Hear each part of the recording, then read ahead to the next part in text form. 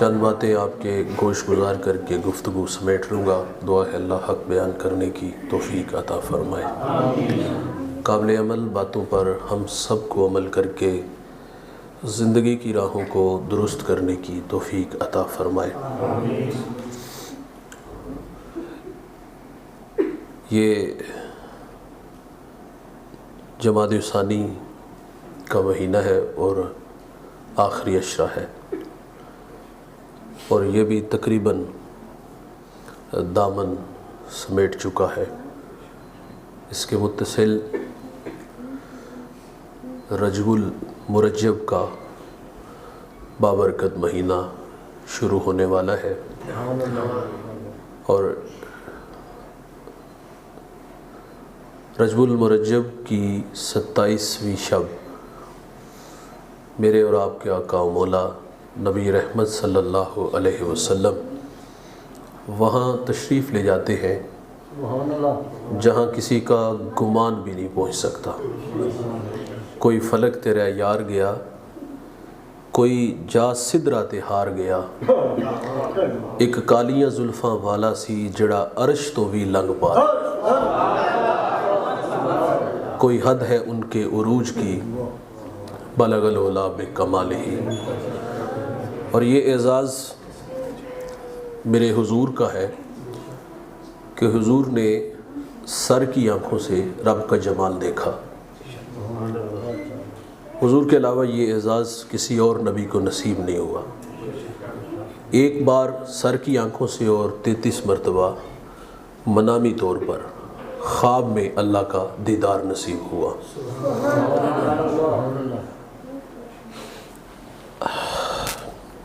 حضرت موسیٰ علیہ السلام نے اللہ سے عرض کیا، ربی ارنی، کہ اللہ تجھے بے نقاب دیکھنا ہے۔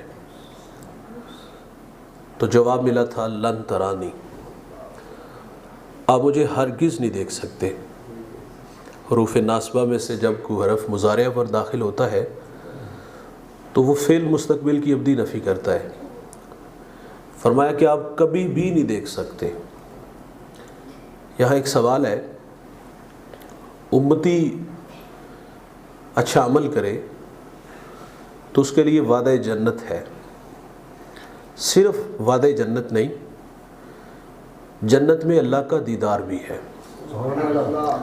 دنیا میں سب سے بڑی دولت دولت ایمان، اور آخرت میں سب سے بڑی دولت دیدار الہی ہے۔ وعدہ جنت اور جنت میں اللہ کا دیدار بھی ہے۔ نبی بدرجہ اوتم اس کا حقدار ہوتا ہے۔ تو موسیٰ علیہ السلام سے فرمایا گیا کہ آپ کبھی بھی نہیں دیکھ سکتے۔ تو سوال تو اٹھا نا، امتی کو جنت نبی کی بدولت ملی، اور یہاں موسیٰ علیہ السلام کو فرمایا آپ کبھی بھی نہیں دیکھ سکتے۔ تو علماء فرماتے یہاں کچھ مقدر ماننا پڑے گا۔ جس طرح ہم پڑھتے ہیں بسم اللہ الرحمن الرحیم، اللہ کے نام سے شروع، تو فرمایا کہ یہ شروع کس کا ترجمہ ہے؟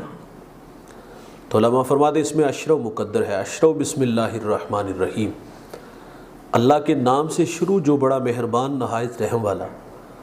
تو فرمایا یہاں بھی کچھ مقدر ماننا پڑے گا۔ جہاں موسیٰ علیہ السلام کو فرمایا کہ آپ کبھی بھی نہیں دیکھ سکتے، تو فرمایا یہاں مقدر یہ ہے حتی یرانی محمد صلی اللہ علیہ وسلم۔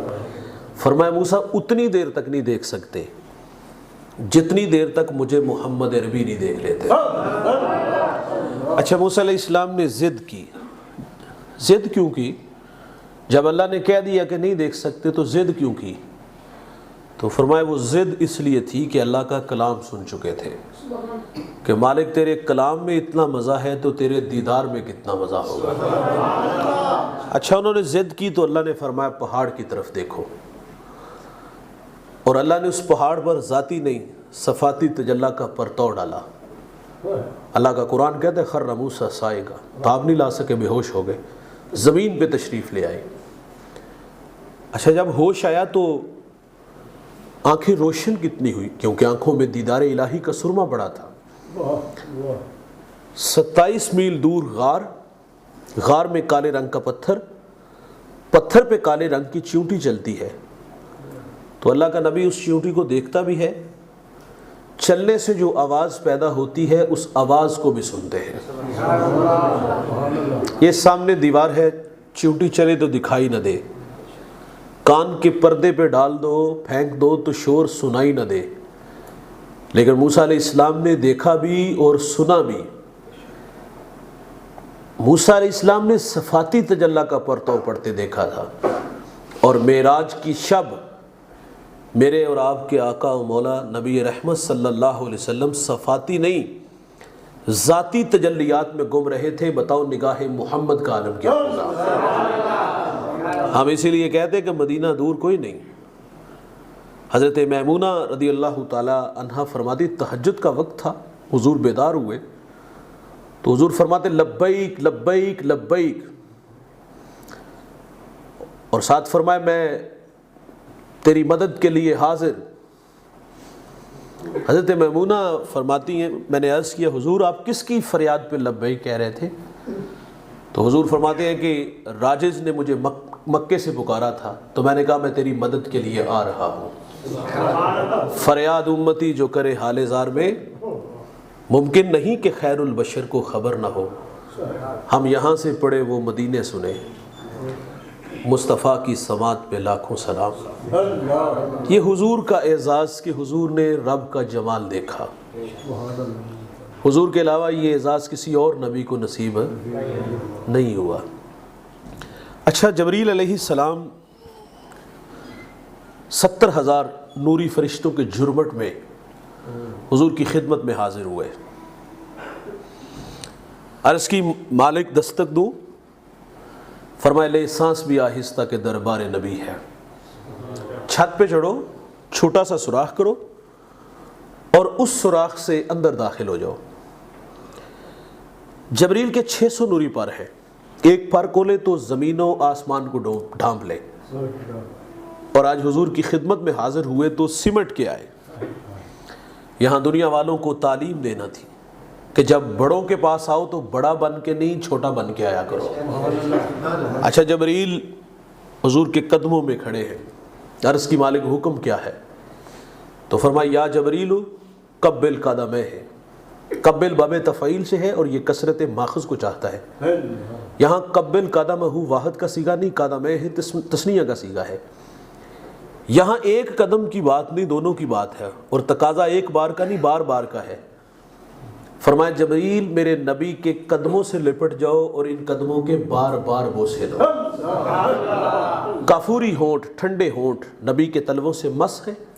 میرا وجدان کہتا ہے آرزو مچلی ہوگی کہ اللہ ابھی تیرا نبی بیدار نہ ہو، میں جی بھر کے ان قدموں کے بوسے تو لے لوں، کیونکہ نہ جنت کی کلیوں میں دیکھا مزہ جو محمد کی تلیوں میں دیکھا، مزہ جو محمد کی تلیوں میں دیکھا، مزہ جو محمد کی تلیوں میں دیکھا۔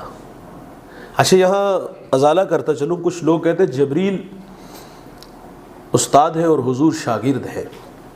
مجھے بتائیے گا بھائی، یہ اعزاز استاد کا ہے کہ شاگرد کا؟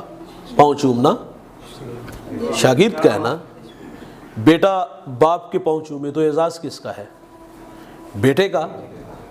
مرید شیخ کے پاؤں چومے تو اعزاز کس کا ہے؟ مرید کا۔ تو معراج کی شب جب حضور اللہ سے ملنے گئے، جبریل لینے آئے تو پاؤں کون چوم رہے ہیں؟ جبریل۔ اور چومنے والے کون ہیں؟ نبی کے در کے خادم ہیں۔ اور یہاں ایک اور بات سناؤں گا، الف لام میم یہ حروف مقطعات میں سے ہیں۔ راز و نیاز کی باتیں اللہ جانے یا اس کا رسول جانے، لیکن علماء نے اس سے کچھ مرادیں لی ہیں۔ علماء کہتے ہیں الف سے مراد اللہ ہے، لام سے مراد جبریل ہے، اور میم سے مراد محمد صلی اللہ علیہ وسلم۔ اللہ الف سے شروع ہوتا ہے، محمد میم سے شروع ہوتا ہے، تو جبریل جیم سے ہونا چاہیے تھا نا، یہاں لام سے جبریل کیوں کہا گیا؟ علماء کہتے ہیں یہ قرآن محاورہ عرب کے مطابق اترا ہے۔ عرب والے جب ناموں کو اختصار سے لکھتے، جو آقا کا نام ہوتا اس کے نام کا پہلا حرف لکھتے، اور جو خادم ہوتا اس کے نام کا آخری حرف لکھتے تھے۔ تو جبریل استاد نہیں بلکہ حضور کے در کے خادم ہیں۔ پہنچوں میں حضور بیدار ہوئے اور جبریل نے اللہ کا پیغام دیا کہ اللہ آپ کے دیدار کا مشتاق ہے۔ شک صدر ہوا اور حضور پھر براق پہ تشریف فرما ہوئے، اور جب براق پہ بیٹھے تو حضور کو اپنی امت یاد آ گئی۔ حضور کی آنکھوں میں آنسو تھے۔ آپ مسجد اقصی تشریف لے آتے ہیں اور وہاں آ کر کے نبیوں کو امامت کا شرف نصیب ہوا۔ آدم علیہ السلام بھی پیچھے، داؤد علیہ السلام بھی پیچھے ہیں، یوسف علیہ السلام بھی پیچھے ہیں، اور آگے رسول اللہ کھڑے ہیں۔ سب سے اعلیٰ ہو اعلیٰ، سب سے بالا ہو اعلیٰ، اپنے مولا کا پیارا ہمارا نبی۔ نبیوں کو امامت کا شرف حضور کو نصیب ہوا۔ پھر اس کے بعد معراج، آسمانوں کی طرف لامکاں کی حدوں کو چھو کے حضور تشریف لائے۔ اچھا، یہاں میں آج جو آپ سے کچھ باتیں عرض کروں گا وہ مسجد اقصی کے حوالے سے ہیں۔ مسجد حرام سے مسجد اقصی تک یہ نص سے ثابت ہے، اس کا انکار کفر ہے، انسان دار اسلام سے خارج ہے۔ اور آگے آسمانوں، معراج جو ہے وہ آگے کا سفر، تو فرمایا کہ خود بھی گمراہ ہے جو اس کا انکار کرے، اور وہ لوگوں کو بھی گمراہ کرتا ہے اور فاسق ہے۔ اللہ کے حبیب صلی اللہ علیہ وسلم مسجد اقصی تشریف لے آئے۔ مسجد اقصی مسلمانوں کا قبلہ اول ہے، اور خانہ کعبہ اور مسجد نبوی کے بعد تیسرا مقدس ترین مقام جس کا نام مسجد اقصی ہے۔ مسجد اقصی یہ مشرقی یروشلم میں واقع ہے، اور یہ یروشلم کی سب سے بڑی مسجد ہے، جہاں ہزاروں فرزندان اسلام اپنے مالک کے حضور اپنی نیاز بندیاں پیش کرتے ہیں، پیشانیاں جھکانے آتے ہیں۔ اور یہ مکہ المکرمہ سے 1300 کلومیٹر کے فاصلے پر یہ مسجد اقصی یروشلم جو ہے نا واقع ہے۔ حدیث کے لفظ سے 3 مسجدوں کی طرف سفر کرنا باعث برکت ہے۔ سنیے گا، ایک فرمایا مسجد کعبہ، مسجد نبوی، اور تیسرا فرمایا مسجد اقصی۔ اس کی طرف سفر کرنا باعث برکت۔ حضرت میمونہ رضی اللہ تعالیٰ سے روایت ہے، حضور فرماتے مسجد اقصی میں نماز ادا کرو۔ عرض کی کہ اگر کوئی وہاں پہنچنے کی استطاعت نہ رکھتا ہو تو حضور فرماتے وہاں کی قندیلوں میں تیل ہی بھیج دیا کرو، وہاں کی قندیلوں کے لیے تیل ہی بھیج دیا کرو۔ حضرت تمیم داری رضی اللہ تعالی عنہ، اچھا، حضور ایک شب مسجد میں تشریف لائے تو مسجد کو روشن دیکھا، تو حضور نے فرمایا یہ روشنی کس نے کی ہے؟ تو عرض کیا کہ حضور تمیم داری شام سے قندیلیں لائے تھے اور انہوں نے روشن کی ہیں۔ تمیم داری کو بلایا گیا، حضور فرماتے ہیں کہ تمیم، جس طرح تو نے مسجد کو روشن کیا، اللہ تیری دنیا کو بھی روشن فرما دے اور آخرت کو بھی روشن فرما دے۔ جو مسجدوں کو روشن کرتے ہیں، چراغ جلاتے ہیں، مسجد کی خدمت کرتے ہیں، تو فرمایا کہ اللہ ان کی دنیا آخرت جو ہے وہ روشن فرما دے۔ کریم آقا صلی اللہ علیہ وسلم فرماتے ہیں کہ جو مسجد اقصی سے عمرہ یا حج کا احرام باندھے، بہت بڑی بات، آپ کی طبیعت روشن ہو جائیں گی یہ بات سن۔ فرمایا کہ جس نے مسجد اقصی میں عمرے کا یا حج کا احرام باندھا اور باندھ کر کے اللہ کے گھر مسجد حرام میں آئے اور وہاں عمرہ حج کیا، تو فرمایا اللہ اس کے پچھلے بھی گناہ معاف فرما دے گا اور بعد والے بھی گناہ معاف فرما دے گا۔ یہ مسجد اقصی، اور دعا کرو اللہ زندگی میں ایک مرتبہ کم از کم یہ اعزاز اللہ ہمیں عطا فرمائے کہ احرام مسجد اقصی میں باندھے اور جا کر کے مسجد حرام میں یہ سعادت اللہ ہمیں عطا فرمائے۔ اور حضور نے مسجد اقصیٰ کے بارے میں فرمایا کہ وہاں کی قندیلوں کے لیے تیل بھیج دیا کرو۔ تمیم داری کو فرمایا اللہ تیری دنیا کو بھی روشن فرمائے، تیری آخرت کو بھی روشن فرمائے۔ یہ مسجد کی محبت سکھائی گئی۔ اور حضور فرماتے ہیں کہ جس نے تیتر کے گھونسلے کے برابر بھی مسجد تعمیر کی تو فرمایا اللہ اس کو جنت میں محل عطا فرمائے گا۔ حضرت عثمان غنی سے روایت ہے نا، حضور نے فرمایا جس نے اللہ کی رضا کے لیے مسجد تعمیر کی اللہ جنت میں اس کا محل تعمیر فرمائے گا۔ اچھا، یہ ان لوگوں کے لیے اعزاز جو مسجدیں تعمیر کرتے ہیں، اور اللہ کے حبیب صلی اللہ علیہ وسلم نے ان لوگوں کے لیے بھی اعزاز رکھا جو مسجد کو آباد کرتے ہیں۔ تعمیر کرنے والوں کے لیے اعزاز کہ جنت میں محل، اور جو مسجد کو آباد کرتے ہیں ان کے لیے اعزاز کیا ہے؟ مسجدوں کی حالتیں آپ لوگوں کے سامنے ہیں۔ وہ اقبال نے کہا تھا کہ مسجد تو بنا دی شب بھر میں، ایمان کی حرارت والوں نے، من اپنا پرانا پاپی تھا برسوں سے نمازی بن نہ سکے۔ تو مسجد دیکھیے یہ بہت بڑی تو نہیں ہے، چھوٹی سی مسجد ہے محلے کی، لیکن محلے میں بسنے والے بھی بہت سارے ہیں، لیکن نماز کا ٹائم اتنے لوگ نہیں آتے۔ تو لیکن جو مسجد کو آباد کرتے ہیں، جو مسجد میں جن کا آنا جانا ہے، یہ روایت سنیں گے تو آپ کے کلیجے میں ٹھنڈ پڑ جائے گی۔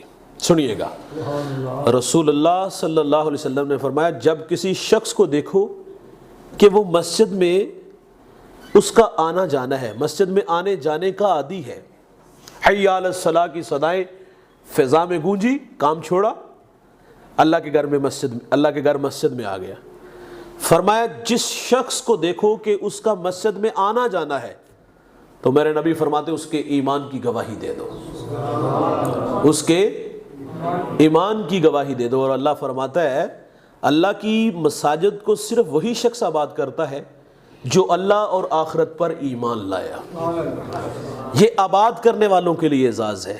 اور نبی کریم صلی اللہ علیہ وسلم نے ارشاد فرمایا، ابو سعید سے رضی اللہ تعالیٰ سے روایت ہے، فرمایا کہ جس نے مسجد کو پسند کیا اللہ اس کو پسند کرے گا، جو مسجد سے محبت کرے گا اللہ اس سے محبت کرے گا۔ اور آگے ایک روایت کے لفظ عائشہ سے روایت ہے، حضور نے فرمایا محلوں میں مسجدیں بنائیں اور انہیں خوشبودار بھی رکھیں۔ مسجد بنانے کا حکم دیا اور بنا کر کے فرمایا اسے خوشبودار بھی رکھو، اس کی صفائی ستھرائی کا بھی خیال رکھو۔ وہ ایک سیاہ رنگ کی بڑھیا تھی، مسجد نبوی کی صفائی کیا کرتی تھی، اللہ اکبر، اس کا وصال ہو گیا۔ حضور نے ایک دن صحابہ سے پوچھ لیا آج کل وہ بڑھیا نظر نہیں آ رہی جو مسجد کی صفائی کرتی تھی۔ عرض کی حضور اس کا تو وصال ہو گیا، وہ دنیا سے چلی گئی۔ تو حضور فرماتے آپ نے مجھے بتایا کیوں نہیں؟ صحابہ نے عرض کیا حضور آپ کا وقت قیمتی ہے، اور وہ ایک عام سی معمولی سی بڑھیا تھی، عام سی بڑھیا تھی۔ تو حضور فرماتے تم اسے عام سی بڑھیا کہہ رہے ہو، وہ اللہ کے گھر مسجد کی صفائی کرتی تھی۔ اور حضور فرماتے مجھے اس کی قبر تک لے جایا جائے، اور میرے نبی نے وہاں جا کر کے اس کے لیے دعا فرمائی۔ مسجد میں آؤ اور مسجد کی صفائی ستھرائی کا بھی انتظام رکھو۔ اچھا، پھر یہ صرف مسجد کے خادم کا کام ہی نہیں، اور مسجد کے خادم کے لیے بھی اتنا کہوں گا کہ اس کے پیش نظر یہ ضرور ہو، جس طرح وہ ایک ملتا ہے نا کہ وہ اللہ والے اپنے مرید کے گھر گئے تو انہوں نے نیا گھر بنایا تھا، تو آپ اس گھر کو دیکھنے لگے، ایک جگہ روشن دان دیکھا تو پوچھا یہ روشن دان کس لیے؟ اس نے کہا یہاں سے ہوا اور ٹھنڈی ہوا اور روشنی آتی ہے۔ فرماتے ہیں اگر نیت یہ کر لیتے کہ یہاں سے آذان کی آواز آنی، روشنی اور ہوا تو پھر بھی آنی تھی نا، اس کا راستہ تو نہیں رکنا تھا، لیکن اچھی نیت کا صلہ تو ہے نا۔ اسی طرح جو مسجد کا خادم ہے، دیکھیے ماہانہ خدمت تو ہونی ہے جو مسجد کی طرف سے اس کے لیے مختص ہے، اور اگر وہ یہ نیت کرے کہ رسول اللہ صلی اللہ علیہ وسلم نے اس بڑھیا کے لیے فرمایا، وہ عام نہیں تھی، وہ خاص تھی، مسجد کی صفائی کرنے والوں کے اللہ دل صاف کرتا ہے، اور اگر وہ اس نشے میں اللہ کے گھر کی صفائی کرے کہ اس کو صاف کروں گا رب دل کا بیڑا صاف کر دے گا، اور رسول اللہ نے اس شخص سے محبت کی جو مسجدوں کو صاف کرتے ہیں، تو بھائی جان وہ تو خدمت تو ہونی تھی، لیکن اس اچھی نیت کا اجر بھی اللہ کے ہاں ہے۔ اور یہاں میں ترغیب دلاؤں گا آپ دوستوں کو بھی، میں بھی آپ کے ساتھ شامل ہوں، یہ صرف مسجد کے خادم کا کام ہی نہیں، یہ کبھی کبھار ہمیں بھی اپنے بچوں کو ساتھ مسجد میں لا کر کے، پہلے تو مسجد میں آنے کی عادت تو ڈالیں، پیشانیوں میں سجدے تو لائیں، اور پھر کبھی کبھی بچوں کو کہا آؤ بچوں آج ایک آدھا گھنٹہ چھٹی والے دن مسجد میں آ کے مسجد کی صفائی کی، مسجد کو غسل دیا، مسجد کے لیٹرینوں کو صاف کیا، اچھی طرح صفائی کی، اس نیت سے کہ مسجد کو صاف کرنے والے، مسجد کی صفائی کرنے والوں کے دل صاف ہوتے ہیں، اور ان لوگوں سے رسول اللہ محبت فرماتے ہیں کہ میرے رسول اس کی قبر پہ جا کے ہاتھ اٹھا کے دعا مانگتے ہیں۔ فرمایا وہ عام نہیں تھی، وہ اللہ کے گھر مسجد کی صفائی کرنے والی تھی۔ سنیے گا، اچھا یہ مسجد میں جو لوگ آ کر کے نماز پڑھتے ہیں ان کے لیے اعزاز سنیے گا۔ فرمایا جو گھر میں نماز پڑھے اس کے لیے ایک نماز، جو محلے کی مسجد میں نماز پڑھے اس کے لیے 25 نمازیں، اور جو جامع مسجد میں نماز پڑھے اس کے لیے 500 نمازیں، اور فرمایا جس نے مسجد اقصی میری مسجد میں نماز پڑھی اس کے لیے 50,000، اور فرمایا جس نے اللہ کے گھر کعبۃ اللہ میں نماز پڑھی اس کے لیے 1,00,000 نماز کا ثواب ہے۔ تو اس لیے مسجدوں میں آئیں اور مسجدوں میں باجماعت نماز پڑھنے کی عادت ڈالیں، اور دوسرا یہ بھی ہے کہ جب مسجد میں آئیں تو صاف ستھرے کپڑے پہن کے آئیں، خود بھی مسجد کو بھی خوشبودار رکھیں اور خود بھی جو ہے نا وہ کپڑے صاف ستھرے پہنیں۔ اس کے لیے ضروری نہیں کہ کپڑے بہت مہنگے ہوں تو پھر ہی آگے سجدہ ہوتا ہے، حیثیت کے مطابق ہے۔ امام اعظم تو جب تہجد کے لیے آتے تھے تو 40,000 دینار کا لباس پہن کے آتے تھے۔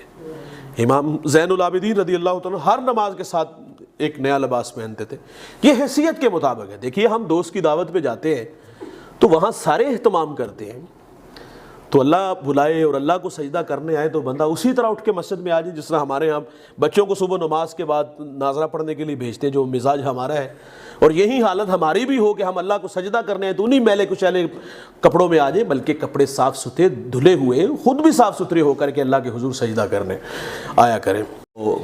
رسول اللہ صلی اللہ علیہ وسلم نے تمیم داری کو فرمایا آپ اللہ کے گھر کو صاف، آپ نے اللہ کے گھر کو روشن کیا، اللہ آپ کی دنیا کو بھی روشن فرما دے اور اللہ آپ کی آخرت کو بھی روشن فرما دے۔ تو فرمایا نا کہ وہاں کہ مسجد اقصی کے بارے میں رسول اللہ نے فرمایا کہ وہاں جایا کرو، عرض کی اگر استطاعت نہ ہو تو فرمایا اس کی قندیلوں کے لیے تیل بھیج دیا کرو۔ حضرت ابو ذر غفاری رضی اللہ تعالیٰ عنہ فرماتے میں نے حضور سے عرض کیا کہ اللہ نے سب سے پہلی مسجد کون سی بنائی؟ تو فرمایا اللہ نے سب سے پہلی مسجد حرام بنائی، اور اس کے بعد فرمایا مسجد اقصی۔ تو عرض کی کہ حضور ان دونوں کے درمیان فاصلہ کتنا ہے؟ فرمایا 40 سال کا، 40 سال کا فاصلہ ہے۔ اور کعبۃ اللہ کو سب سے پہلے حضرت آدم علیہ السلام نے بنایا، اور اس کی تعمیر ثانی جو ہے وہ حضرت ابراہیم علیہ السلام نے کی۔ مسجد اقصی کو سب سے پہلے حضرت ابراہیم علیہ السلام نے تعمیر کیا، اور پھر اس کے بعد مسجد اقصی کی تعمیر ثانی جو ہے وہ حضرت سلیمان علیہ السلام نے، جنہوں نے پوری دنیا پہ حکومت کی، جنات کی مدد سے اس مسجد کو تعمیر کیا گیا، اس میں ہیرے جواہرات لگائے گئے۔ تو دوسری جو تعمیر ثانی جس کو ہم کہتے ہیں وہ حضرت سلیمان علیہ السلام نے تعمیر کی، اور آپ کا مزار بھی وہیں پر ہے، اور اس کو القدس بھی کہتے ہیں، اس لیے کہتے ہیں یہ انبیاء کی سرزمین ہے۔ حضرت عیسیٰ علیہ السلام کی جائے پیدائش بھی وہی ہے، اور حضرت ابراہیم اور حضرت لوط علیہ السلام جو ہے وہ ہجرت اس مبارک زمین کی طرف ہجرت کرتے ہیں۔ اور آگے سنیے گا، حضرت آدم سے حضرت موسیٰ علیہ السلام تک بیت اللہ قبلہ رہا، اور حضرت موسیٰ علیہ السلام سے حضرت عیسیٰ علیہ السلام تک القدس قبلہ رہا، اور میرے اور آپ کے آقا و مولا نبی رحمت صلی اللہ علیہ وسلم نے 16-17 ماہ اسی کی طرف رخ کر کے نماز ادا کی، اور پھر 2 ہجری میں تحویل قبلہ ہوا۔ جب حضور نبی رحمت صلی اللہ علیہ وسلم کے دل میں یہ بات آئی تو حضور نے جدھر رخ کر لیا اللہ نے اس کو ہی قبلہ بنا دیا۔ تو نبی کریم صلی اللہ علیہ وسلم اسی مسجد اقصی میں نے آغاز میں عرض کیا کہ مسجد حرام سے مسجد اقصی تک آپ تشریف لائے تھے۔ 27 رجب المرجب کو نبوت کا 12واں سال تھا، اور پھر اس بیت المقدس کو حضرت عمر فاروق رضی اللہ تعالیٰ عنہ نے آزاد بھی کروایا. یہ آپ کے دور خلافت میں اس کو آزاد کیا گیا تھا. حضرت ابو عبیدہ رضی اللہ تعالیٰ عنہ آپ جب تشریف لائے تو 11 دن جنگ رہی اور 4 ماہ تک اس کا محاصرہ کیا گیا. اور ان کے جو علماء تھے وہ فصیل پہ آئے اور انہوں نے آ کر کے ان لوگوں کو دیکھا, کہا قیامت تک محاصرہ کر کے بیٹھے رہو لیکن فتح نہیں کر سکو گے. اس کی وجہ یہ ہے کہ جو ہم نے اپنی کتابوں میں پڑھا اس درویش بادشاہ کے بارے میں, آپ لوگوں میں سے کوئی ایسا نظر نہیں ہے جو اس کی نشانیاں ہیں جو ہم نے اپنی کتابوں میں پڑھی ہیں. وہ نشانیاں ساری حضرت عمر فاروق رضی اللہ تعالیٰ عنہ میں پائی جاتی تھی. تو ابو عبیدہ بن جراح رضی اللہ تعالیٰ عنہ نے فوراً خط لکھا کہ حضرت آپ تشریف لائے اور فتح ہمارے ہاتھ میں ہے. تو پھر حضرت عمر فاروق رضی اللہ تعالیٰ عنہ ایک ساتھ خادم لیا اور ستو تھے اور کچھ کھجوریں تھی, ایک تھیلے میں لی اور رخت سفر باندھا. اللہ اکبر. ایک منزل تک خود سوار ہوتے اور خادم نکیل تھامے آگے کے چلتا, پھر آپ نکیل پکڑتے اور خادم جو ہے وہ سوار ہوتا. جب منزل قریب آ گئی تو کہا میں اپنی باری چھوڑتا ہوں, تو کہا نہیں آپ سوار ہو گئے میں نکیل تھاموں گا. اور جب آپ قریب آئے تو لوگوں نے دیکھ کر کے کہا کہ جس کے ہاتھ میں نکیل ہے وہ خادم زیادہ خوبصورت ہے اور جو اوپر بیٹھا ہوا ہے وہ آقا زیادہ خوبصورت نہیں. تو مسلمانوں نے کہا ہمارا آقا وہ نہیں جو سوار ہے, ہمارا آقا وہ ہے جس نے نکیل تھامی ہوئی ہے. حفیظ جلندری کہتا ہے فقط اسلام دنیا میں یہ منظر پیش کرتا ہے کہ آقا چل دیے پیدر سواری پہ غلام آیا. حضرت ابو عبیدہ بن جراح رضی اللہ تعالیٰ عنہ نے عرض کی کہ حضور آپ سفر سے آئے ہیں تو آپ اپنا لباس بدل لیں, تو تاکہ ان لوگوں کے دلوں میں جو ہے نا وہ ایک ظاہر ہے. اس پہ 14 پیوند لگے ہوئے تھے اور راستے میں کہیں کیچڑ تھا تو وہ جوتے بھی پکڑ کے اتار کے اپنے ہاتھ میں تھے. تو کہا آپ ذرا اپنا حلیت تھوڑا سا بدل لیں, کپڑے بدل لیں. تو حضرت عمر رضی اللہ تعالیٰ عنہ فرماتے ابو عبیدہ ہمیں عزت اسلام نے دی ہے, کپڑوں نے نہیں. ہم تو ذلیل قوم تھے, ہمیں جو بھی عزت ملی ہے یہ رسول اللہ کے قدموں کی برکت سے ملی ہے. اور پھر اللہ تعالیٰ نے ایک خون کا قطرہ بھی نہیں وہاں بہا. اور پھر حضرت عمر رضی اللہ تعالیٰ عنہ کے ہاتھوں جو ہے وہ بیت المقدس فتح ہوا. اور پھر انہوں نے کہا کہ آپ یہیں جو ہے وہ عیسائیوں نے کہا کہ یہیں گرجے میں نماز ادا کر لیں. تو حضرت عمر رضی اللہ تعالیٰ عنہ نے فرمایا کہ میں یہاں نماز ادا نہیں کروں گا, بلکہ فرمایا کہ اگر ایسا ہوا تو فرمایا کہ پھر لوگ جو ہے کہیں مسلمان میرے بعد گرجے کو ہی مسجد نہ بنا لیں. تو پھر حضرت عمر رضی اللہ تعالیٰ نے علیحدہ ایک جگہ بلند جگہ پر جا کر کے آپ نماز ادا کی. اسے مسجد عمر بھی کہا جاتا ہے. وہ محراب داؤد اور صخرہ کی صفائی اپنے ہاتھوں سے کی. صخرہ وہ پتھر ہے جس پر کھڑے ہو کر رسول اللہ صلی اللہ علیہ وسلم معراج پہ تشریف لے گئے تھے. اور اللہ تعالیٰ نے اسلام کو فتح عطا فرمائی. بلال حبشی نے اذان پڑھی, حضرت عمر نے نماز پڑھائی, اور اس کے بعد کئی سو سال مسلمانوں کی حکومت رہی. حضرت عمر رضی اللہ تعالیٰ نے عبادہ بن صامد اور شداد بن اوس کی ڈیوٹی لگائی اور خود تشریف لے گئے. اور 761 سال یہ مسلمانوں کی حکومت رہی. ایک اللہ نے اسلام کو بڑا عروج اور بانگپن عطا فرمایا. امام غزالی جیسے لوگ وہاں بیٹھ کے آپ پڑھاتے تھے. 360 مکتب تھے. اسلام پہ ایک عروج کا زمانہ تھا. پھر 1099 میں صلیبیوں نے مسجد اقصیٰ کو جو مسجد اقصیٰ پہ حملہ کیا اور پھر وہاں گرجے میں اس کو تبدیل کر دیا گیا اور مسلمانوں کا بہت بڑا نقصان ہوا. 70,000 مسلمان قتل ہوئے اور زندہ جو بچ گئے ان کو آگ میں جلا دیا گیا اور پھر ان گلیوں میں خون بہنے لگا. پھر اللہ تعالیٰ نے 1187 میں سلطان صلاح الدین ایوبی کے ہاتھوں سے اللہ تعالیٰ نے اس کو آزاد کروایا. یہ نور الدین زنگی کے شاگرد ہے. اور پھر یہ 3.5 جب اس نے کہا تھا نا کہ جب حاجیوں کو قافلے کو لوٹ کے کہا کہ بلاؤ اپنے نبی محمد کو جو تمہاری جان چھڑائے, اور جب صلاح الدین ایوبی کو پتہ چلا تو 3.5 سال تک آپ نے بستر پہ کمر نہیں رکھی, یعنی کہ آپ بستر پر نہیں لیٹے. اس لیے آپ نے قسم کھائی تھی اتنی دیر تک چین کی نیند نہیں سوؤں گا جتنی دیر تک اس کو واصل نار نہیں کروں گا. اور پھر 3.5 سال کی محنت کا نتیجہ یہ سارے انگلستان کے شہزادے لائن میں کھڑے ہیں. ایک کو آب خورے سے پانی دیا, ایک کو کرسی دی. لیکن جب یہ ریجینالڈ جو بدبخت تھا جس نے کہا تھا بلاؤ اپنے نبی کو, اس کو دیکھا اور اس کو دیکھ کر کے آپ نے پٹک کے زمین پہ مارا اور آپ فرماتے ہو کتے تو کہتا تھا کہ بلاؤ اپنے نبی کو، دیکھ محمد نے اپنا نوکر بھیج دیا۔ تو پھر اللہ نے ان کے ہاتھوں اسلام کو فتح عطا فرمائی۔ تو پھر اس کے بعد جب پہلی جنگ عظیم 1971 میں کے دوران انگریز نے پھر بیت المقدس اور فلسطین پر قبضہ کر کے یہودیوں کو یہاں آباد ہونے کی اجازت دی، اور پھر 1947 نومبر 1947 میں اقوام متحدہ، جسے علامہ اقبال کفن چوروں کا گروہ کہتے ہیں، نے فلسطین کو عربوں اور یہودیوں میں تقسیم کروا دیا، اور پھر 14 مئی 1948 کو یہودیوں نے اسرائیل کے قیام کا اعلان کیا، اور جو آج تک مسلمانوں کو پریشان کیے ہوئے ہیں، وہاں جو ہے وہ بم گراتے ہیں، وہاں ان لوگوں کو گولیوں سے اڑا دیتے ہیں، راکٹ پھینکتے ہیں، اور یہ مسلسل ان لوگوں کو اس آزمائش میں دھکیل دیا گیا۔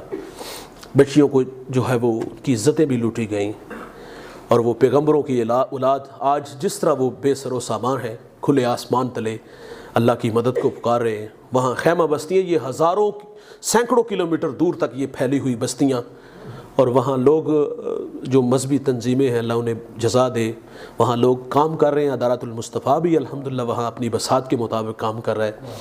تو وہاں جو حالات ہوئے اور جو آج ہے وہ آپ لوگوں کے سامنے ہے، اور آپ دعا فرمائیں اللہ ان کی نصرت، ان کی مدد فرمائے۔ کتنے بچے یتیم اور لاوارث ہوئے، اور یہ بے آسرا آسروں کا اس دنیا میں کوئی بھی سہارا نہیں۔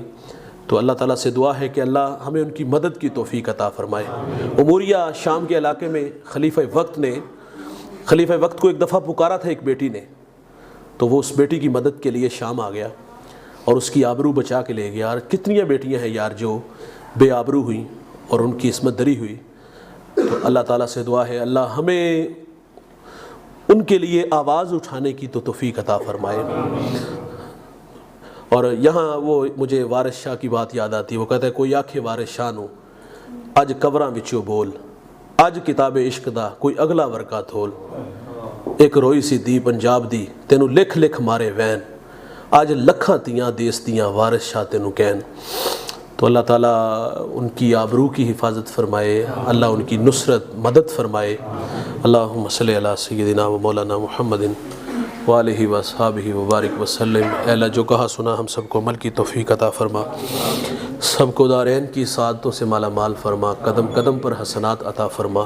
اللہ زندگی شان کی موت ایمان کی عطا فرما، سب کی جولیاں رحمت و رضوان سے بھرپور فرما۔ صلی اللہ تعالیٰ علی النبی الامین وآلہ واصحابہ اجمعین۔